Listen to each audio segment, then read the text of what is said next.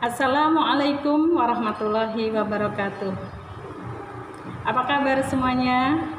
Semoga kalian semua dalam kondisi sehat walafiat dan selalu dalam lindungan Allah Subhanahu wa taala.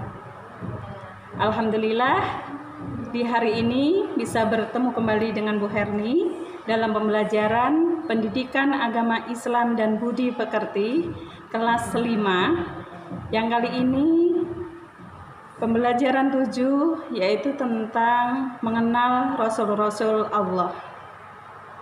Nah, untuk kali ini yang akan kita pelajari adalah Rasul-Rasul Allah. Yang pertama, iman kepada Allah, kemudian nama-nama Rasul Allah, sifat Rasul-Rasul Allah, dan Rasul Ulul Azmi. Nah, untuk mempersingkat pembelajaran kita, marilah kita awali bersama dengan membaca doa mau belajar terlebih dahulu. Bismillahirrahmanirrahim. Rabbi zidni ilma warzuqni fahma. Amin. Baik, untuk materi kali ini yaitu mengenal Rasul-Rasul Allah. Rasul Allah adalah laki-laki pilihan Allah yang diberi amanah untuk menyampaikan kepada umatnya, yang kemudian kita sebagai umatnya mempunyai kewajiban untuk melaksanakan apa-apa yang telah disampaikan oleh Rasul-Rasul Allah tersebut. Beriman kepada Rasul Allah termasuk dalam rukun iman yang keempat. Kalian pastinya sudah hafal semua tentang rukun iman, ya. Rukun iman ada berapa?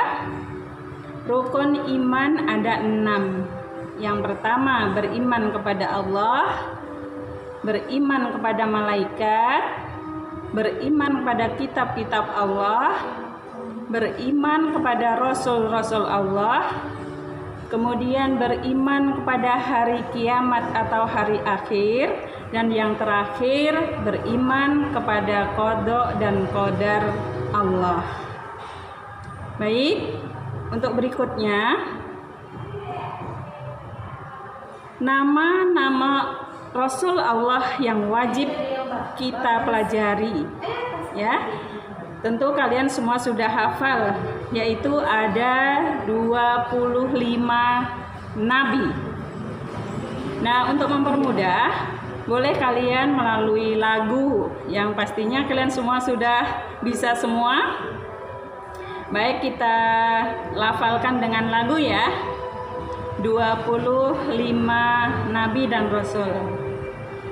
Adam, Idris, Nuh, Hud, Saleh, Ibrahim, Lut, Ismail, Ishak, Yakub, Yusuf, Ayub, Su'aib, Musa, Harun, Zulkifli, Daud, Sulaiman, Ilyas, Ilyasa, Yunus, Zakaria, Yahya, Isa, wa akhirul khatamul anbiya Muhammad al-Mustafa. Nah, itu tadi 25 nama-nama nabi yang wajib kita ketahui. Kemudian para nabi dan rasul Allah pastinya mereka mempunyai kelebihan dibanding dengan manusia yang lain seperti kita. Jadi para nabi dan rasul mempunyai sifat-sifat utama yang harus mereka miliki, ya. Di antaranya kelebihan dari kesabaran, kemudian diberi kemuliaan, ya, diberikan keteguhan hati, dan masing-masing para rasul diberikan mukjizat oleh Allah. Kalian pastinya sudah tahu mukjizat Nabi Musa, ya, mukjizat Nabi Musa yaitu tongkat yang bisa membelah lautan. Kemudian mukjizat Nabi Isa, bisa menghidupkan orang mati, bisa menyembuhkan orang buta, dan diberi kitab Injil. Kemudian mukjizat Nabi Ibrahim misalkan.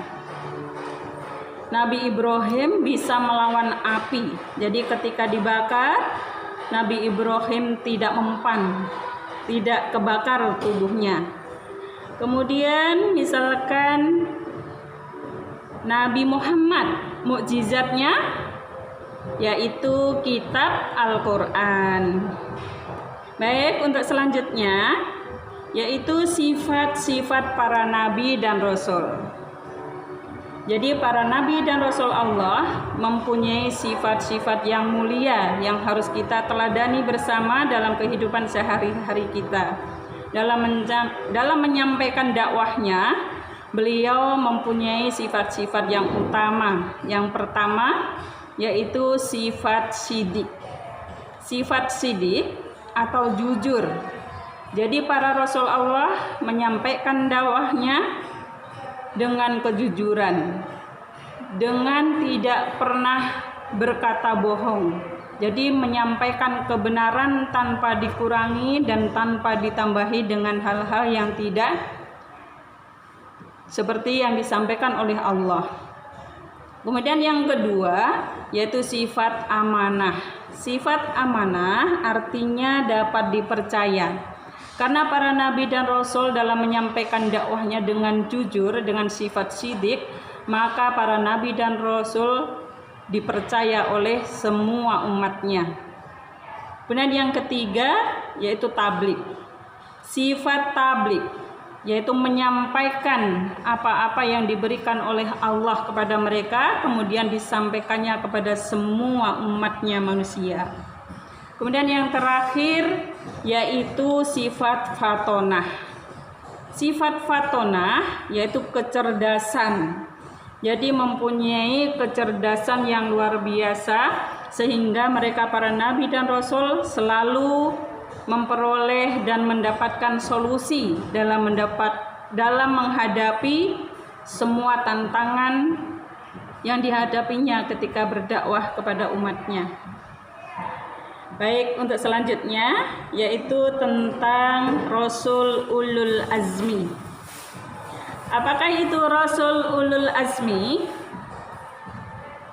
Rasul Ulul Azmi adalah para Rasul Allah yang mempunyai kesabaran lebih, mempunyai ketabahan yang luar biasa, dan mempunyai keteguhan hati.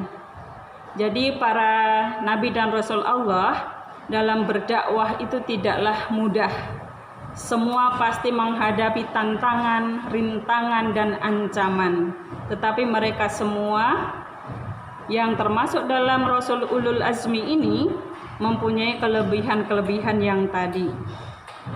Nah, untuk para rasul yang termasuk dalam Rasul Ulul Azmi ada 5 orang saja.